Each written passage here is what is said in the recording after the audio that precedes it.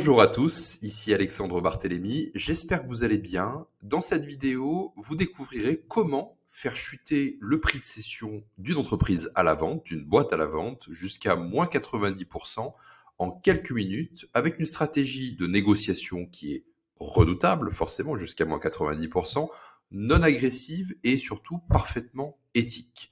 Donc dans cette vidéo, concrètement, on va parler de négociation d'un prix de vente d'une entreprise. Comme vous le savez peut-être, la problématique numéro 1 que rencontrent les repreneurs d'entreprise, qu'ils soient néophytes ou confirmés, c'est toujours la même chose, est le prix de cession ou la valorisation d'une entreprise à la vente. Lorsque vous appliquez le schéma classique qu'on connaît tous, à savoir, vous allez sur Internet, vous tapez fusac.com, vous tapez cessionpme.com ou tous les sites possibles et imaginables qui existent pour la cession d'entreprise, vous vous heurtez à un intermédiaire. Puisque forcément, alors c'est pas à chaque fois le cas, bien sûr, je fais de grandes généralités ici dans cette vidéo. Lorsque vous allez sur ces sites-là, ces entreprises qui sont sur ces sites sont souvent, encore une fois dans 99% des cas, représentées par un broker qui est un intermédiaire en cession d'entreprise, que ce soit un banquier d'affaires, que ce soit un intermédiaire en cession, peu importe comment il l'appelle, cette entreprise a souvent signé un mandat avec un intermédiaire pour s'occuper de la vente de celle-ci. Et ensuite, une fois que vous avez parlé au broker, vous avez étudié le dossier, vous allez voir votre banque pour financer l'acquisition. Ça, c'est le schéma classique. Et lorsque vous vous heurtez à un intermédiaire en cession, forcément, lui sera payé un pourcentage de la société, du prix de cession de la société, et il n'est pas rare de voir des valorisations, des prix de cession d'entreprise à la vente à 7, 8 fois, 9 fois, 10 fois l'excédent brut d'exploitation qu'on appelle EBE. Et donc, si vous ne discutez pas directement avec le cédant, la négociation est quasiment impossible, puisque l'intermédiaire est un professionnel de la négociation. Il va vous mettre en concurrence, soi-disant, c'est pas vrai à chaque fois, mais ça peut l'être, avec d'autres acheteurs, et il va faire monter, artificiellement ou pas d'ailleurs, le prix de cession d'entreprise, et vous allez finir avec une très mauvaise affaire. On n'est pas là pour parler de cette méthode-là, puisqu'il y a d'autres vidéos sur ma chaîne qui le traitent aujourd'hui. Mais sachez une chose, c'est que la méthode de négociation que je vais vous présenter aujourd'hui est donc uniquement applicable dans le cadre d'un sourcing d'entreprise à la vente hors marché.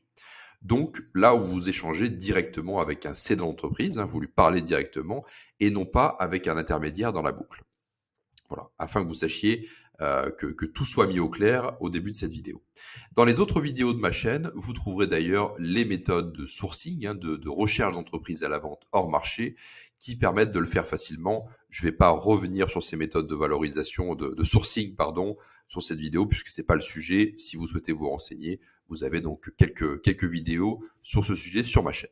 Pour revenir au sujet de cette vidéo et mettre un peu de contexte quand même, lorsque vous sourcez des entreprises, des boîtes à la vente hors marché, donc vous discutez encore une fois en direct avec le cédant de l'entreprise, vous vous apercevez que la vente d'une entreprise est hautement émotionnelle.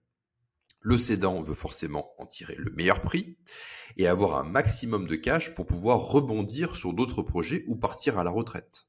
Et c'est parfaitement louable, on serait à sa place où on ferait exactement la même chose, mais concrètement, cela ne fait pas nos affaires, puisque tout comme un bien immobilier, on cherche à acheter le moins cher possible afin de faire un maximum de cash flow sur l'entreprise, afin de pouvoir se rémunérer tout de suite sur l'entreprise qu'on vient d'acheter. Donc ça ne fait pas nos affaires, comme vous pouvez l'imaginer.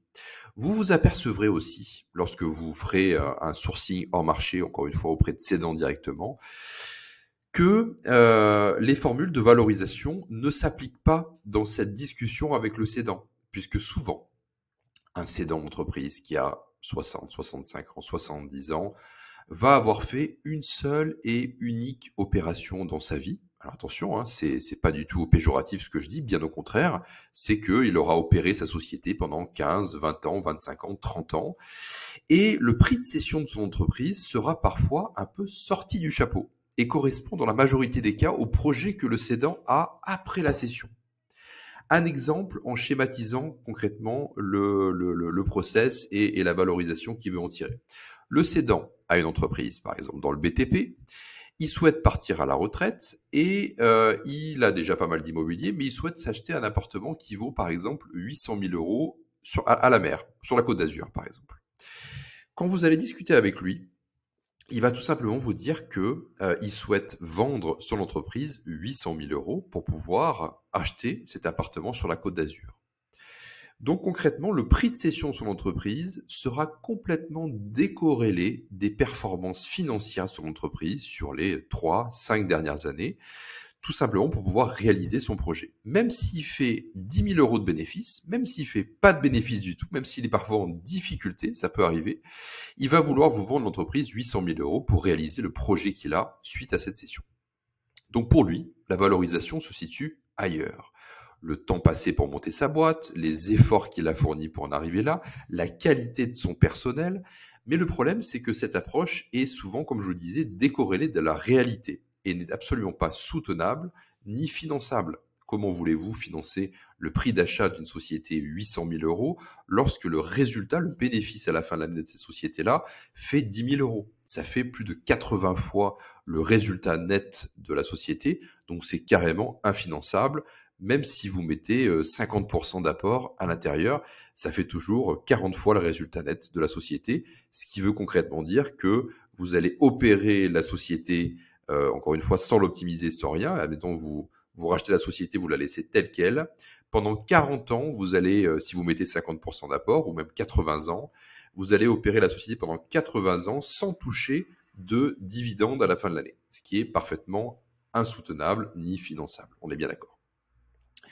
Dans la majorité des cas, il ne sait, je parle du cédant, ne sait absolument pas comment valoriser sa société, puisqu'encore une fois, il aura fait une seule et unique opération dans la majorité des cas dans sa vie, et essaye de vendre sa société sur un chiffre qu'il a en tête, sans que cela ne repose sur de vraies formules de valorisation, sans que cela repose sur un multiple de l'EBE ou un multiple du résultat net.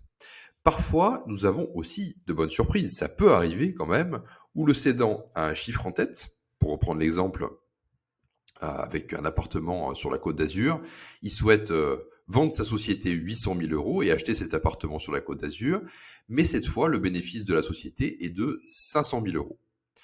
Parce qu'il veut tout simplement partir rapidement à la société. Dans ce cas précis, c'est une bonne affaire puisqu'on va payer l'entreprise 1,6 fois son résultat net. Mais bien entendu, ce sont des cas les plus rares. On peut encore une fois avoir des bonnes surprises, mais c'est assez rare. Dans la majorité des cas, l'entreprise sera concrètement survalorisée. Donc, comment faire pour faire descendre ce prix de cession? Il s'agit de ne surtout pas rentrer dans un combat, voilà, une sorte de combat de négociation sur des formules de valorisation. Pourquoi? Car comme je l'ai exposé juste avant, le cédant ne connaît pas les formules de valorisation. C'est pas forcément un pro du M&A. Il n'a pas forcément demandé à son expert comptable ou à un intermédiaire en cession avant de vendre son entreprise. Il n'a jamais fait de cession et il n'est donc pas éduqué et formé là-dessus. Et c'est parfaitement normal. De plus, et encore une fois, le cédant voit la valorisation de sa société, c'est ce que je vous disais tout à l'heure, sur d'autres facteurs. Le temps passé à monter sa boîte, l'énergie qu'il a dépensée et déployée pour pouvoir monter jusqu'à ce seuil de chiffre d'affaires et les compétences de ses employés. Il ne comprend donc pas comment vous pouvez valoriser sa société sur simplement un multiple du bénéfice des 3 dernières années, alors qu'il dirige sa boîte depuis 20 ans et il a mis totalement sa vie dans cette société qu'il dirige actuellement et qu'il veut céder. De plus, et si vous rentrez dans un combat de valorisation, étant donné qu'il a un fort attrait émotionnel pour celle-ci, il va se sentir vexé, les barrières, on va dire, émotionnelles et psychologiques vont se lever lorsque vous combattrez avec lui sur une formule de valorisation, il va se sentir vexé et absolument pas pris à sa juste valeur.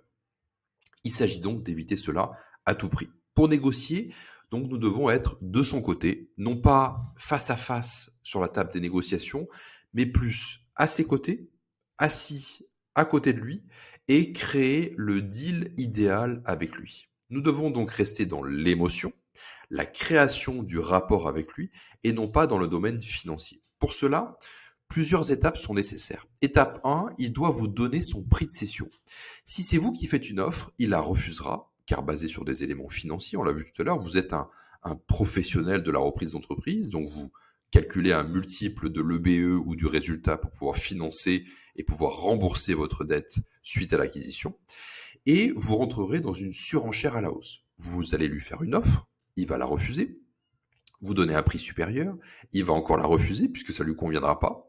Vous donnez un prix encore supérieur, il va encore la refuser jusqu'à ce que vous fassiez une très mauvaise affaire, comme dans le schéma classique avec un intermédiaire en cession.